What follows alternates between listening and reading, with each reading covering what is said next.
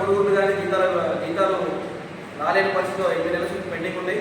Only పిల్లలకు పెట్టాల్సిన మెచ్చార్జీలే ఇలా బిల్లే ఒక్కో స్కూల్కు 4,000, 5,000, 3,000, పెద్దవాడైతే 50,000, 3 లక్షలు పెండింగ్ ఉన్న కాడ 50,000 రూపాయలు ఇవ్వాల్సిన పరిస్థితి, లేకుంటే 4 లక్షలు పెండింగ్ ఉన్న కాడ 80,000 రూపాయలు ఇవ్వాల్సిన పరిస్థితి. మొక్కుబడిగా ఇలా ప్రభుత్వము బిల్లులు విడుదల చేసింది. ఇప్పటికే సిఐటి నిర్మల్ జిల్లా కమిటీగా ఈ ప్రభుత్వానికి కానీ అధికారులుగా హెచ్చరిస్తున్నాం.